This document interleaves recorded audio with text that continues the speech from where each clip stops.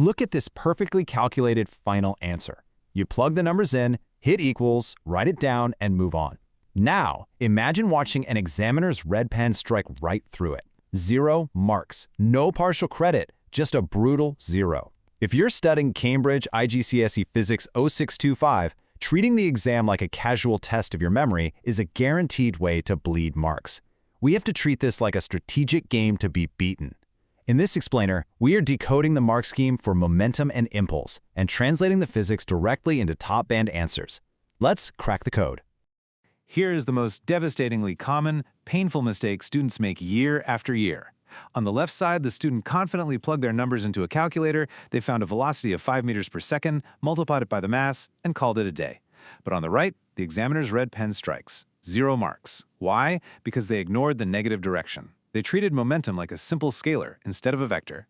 In the exam room, missing this one tiny minus sign is the ultimate stakes. It's literally the difference between securing your grade boundary or dropping down a full-letter grade. And honestly, this is exactly why ordinary revision totally fails. You can sit there for hours memorizing equations from a textbook, but if you aren't training to avoid these specific examiner traps, you're walking into an ambush. The examiners for Physics 0625 are actively hunting for these errors. They're looking for missing units in your final answer, rounding your numbers way too early in a multi-step calculation, giving vague everyday explanations instead of precise scientific ones, and of course, ignoring those crucial vector directions. You don't just need to know the physics. You need to know exactly how the examiner wants to see the physics. So let's lock in our first quick win by defining exactly what we're dealing with. Momentum is a vector. A vector is just a variable that has a magnitude, which is its size or number, and a specific direction. This means velocity and momentum values moving in one direction are going to be positive. But if an object is moving in the exact opposite direction, those values absolutely must be negative. That is your golden rule for mechanics. Okay, let's dive into the 4-step framework you need to construct high-mark, top-band answers consistently. Whenever you're faced with a complex calculation or tricky explanation, don't just start scribbling. Stop. Step 1. Identify the underlying physics concept. Step 2. Extract the evidence or data from the question. Step 3. Apply scientific reasoning to connect the data to the concept. And Step 4. Write it down using precise examiner wording. This structured approach is your ultimate shield against those common traps. We can apply this exact framework to virtually any mechanics problem they throw your way.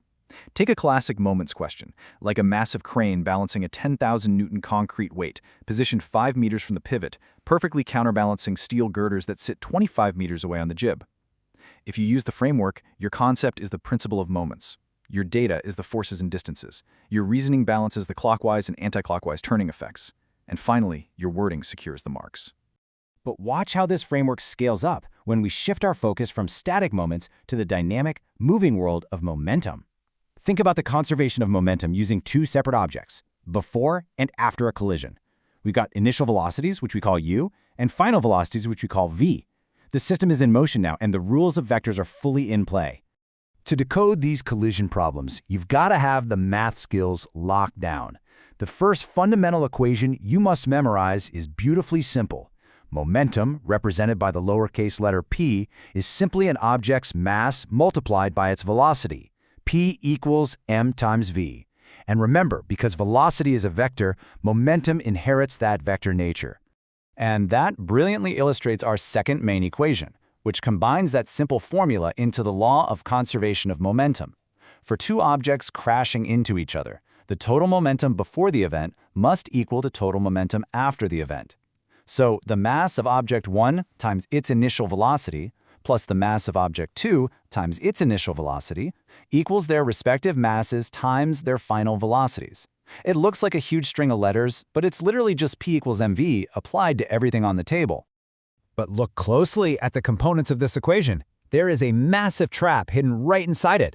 In a moment, I'll show you the exact examiner clue that flips the entire answer upside down. But first, we need to build the framework that makes that clue completely obvious, so you never fall for it on exam day. Before we reveal that hidden clue, let's raise the stakes and look at the third main equation from the syllabus, where students heavily bleed marks. Impulse. If momentum is about objects in motion, impulse is about the forces that change that motion. And the mark scheme here, it is notoriously strict. Here is your core equation for impulse.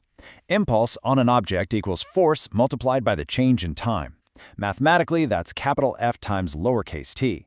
But crucially, this also equals the mass times the final velocity minus the mass times the initial velocity. Or, read another way, Ft equals mv minus mu. Force times time equals the total change in momentum.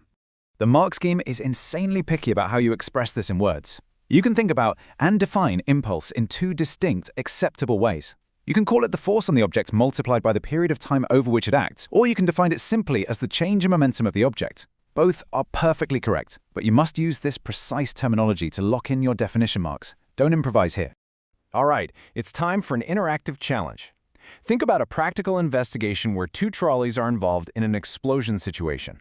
Imagine they spring apart from rest in completely opposite directions. I want you to pause and predict right now. Based on everything we've covered, where is a stressed student most likely to drop a calculation mark here? Think about it for a second. Did you catch it? Let's bring out the examiner red pen to show exactly how ignoring the vector destroys the final result. In an explosion, the trolleys move in opposite directions. The flawed student answer just adds 2 times 3 and 2 times 3 to get 12 kilogram meters per second. But the top band answer recognizes that one of those velocities has to be negative. 2 times 3 plus 2 times negative 3 equals 0. The initial momentum was 0 and the final momentum is 0. The method mark is completely lost by the first student just for missing that tiny negative sign. And that perfectly closes our loop from earlier. The hidden examiner clue embedded in every single collision or explosion equation is right here. Motion in a straight line needs positive and negative values. You cannot just blindly look at the numbers given in the question prompt. You have to visualize the direction they are moving. If object A moves right at 5 meters per second and object B moves left at 5 meters per second, B's velocity for your calculation is -5. To make absolutely sure you never fall into that trap, here is your examiner final check protocol. Before you even think about turning the page of your exam booklet, run through this mental checklist. Did you physically write down the substituted values before calculating? Did you use the correct terminology, like vector and impulse? Are your final units, like kilogram meters per second, clearly included? And finally, does your data actually look reasonable? Doing this secures every single available point. So, you've now mastered the mechanics of momentum, vectors, and impulse. You know the equations, and you know the traps.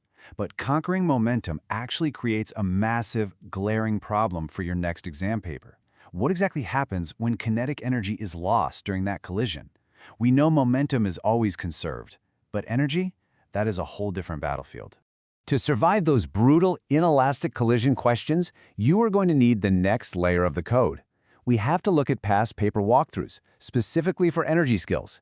To get that critical next step, click the explainer on screen right now. But before you go, ask yourself, if momentum is conserved but energy vanishes, where exactly does that energy go? Think about it. Subscribe to our YouTube channel AC Exams at acexams_IGCSE to excel in your Cambridge examinations. See you in the next explainer.